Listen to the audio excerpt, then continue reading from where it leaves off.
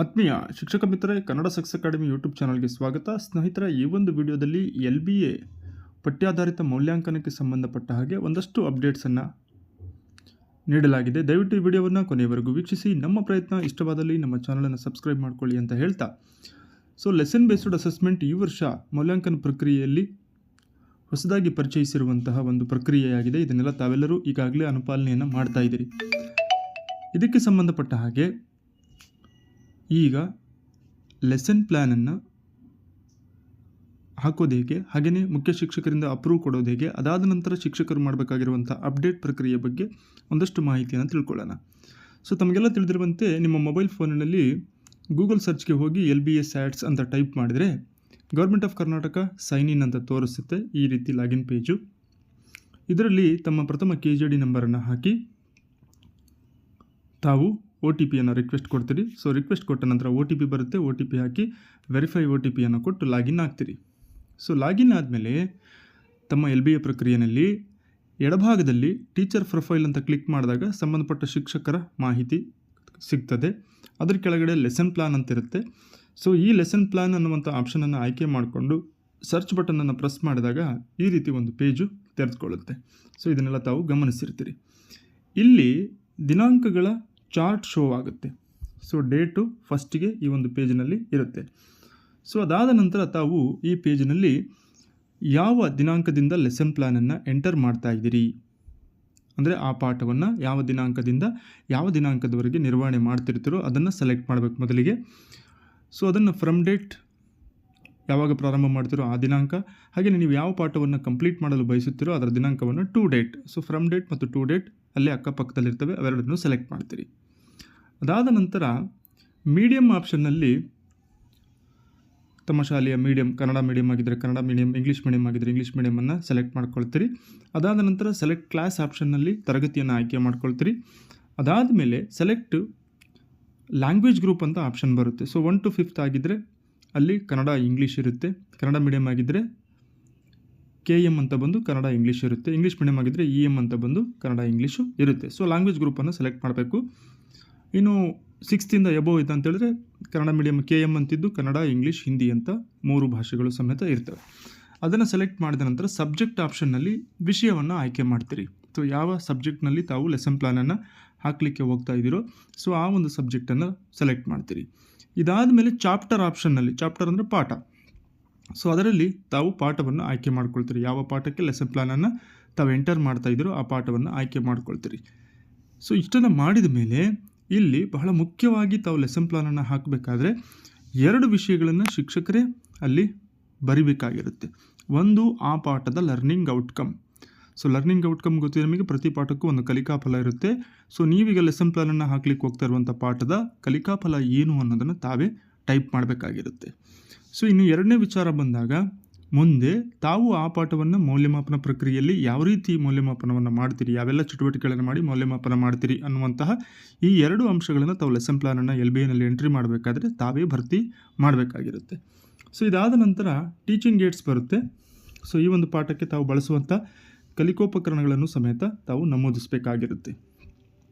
ಇದಾದ ನಂತರ ಕೆಳಗೆ ನೀಡಿರುವಂಥ introduction page and conclusion page.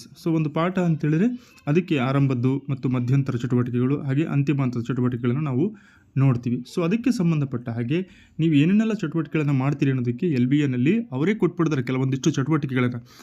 ಆ ಚಟುವಟಿಕೆಗಳಲ್ಲಿ ನೀವು ಆಯ್ಕೆ ಮಾಡ್ಕೊಂಡಿರುವಂಥ ಪಾಠಕ್ಕೆ ಯಾವ ಚಟುವಟಿಕೆಗಳನ್ನು ಆರಂಭದಲ್ಲಿ ಮಾಡ್ತೀರಿ, ಮಧ್ಯದಲ್ಲಿ ಮಾಡ್ತೀರಿ ಮತ್ತು ಕೊನೆಯಲ್ಲಿ ಮಾಡ್ತೀರಿ, ಪಾಠದ ಕೊನೆಯಲ್ಲಿ ಅನ್ನೋದನ್ನು ಆಯ್ಕೆ ಮಾಡಿಕೊಳ್ಬೇಕು.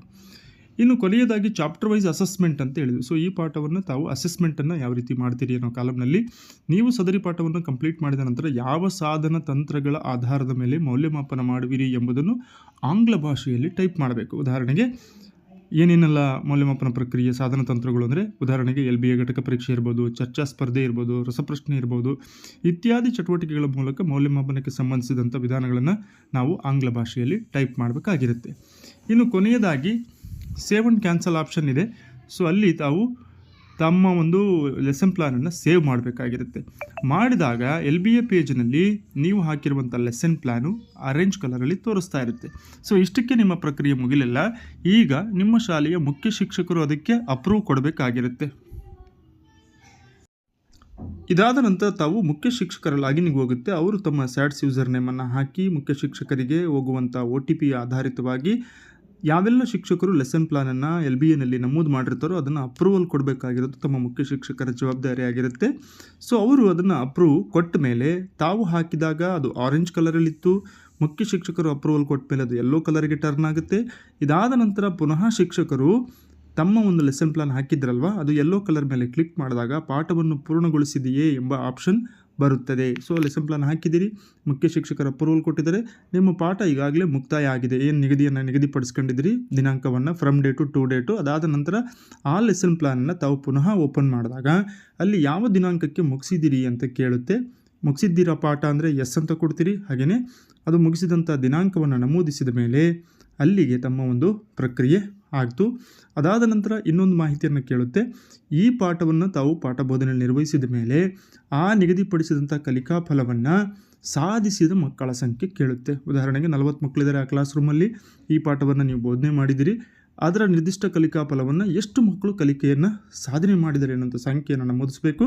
ಅದಾದ ನಂತರ ಕೊನೆಗೆ ಅಪ್ಡೇಟ್ ಅನ್ನುವಂತಹ ಬಟನನ್ನು ಕ್ಲಿಕ್ ಮಾಡಿದರೆ ಈಗ ಯೆಲ್ಲೋ ಕಲರ್ ಇರುವಂತಹ ತಮ್ಮ ಒಂದು ಲೆಸನ್ ಪ್ಲಾನ್ ಒಂದು ಹಸಿರು ಬಣ್ಣಕ್ಕೆ ಟರ್ನ್ ಆಗುತ್ತೆ.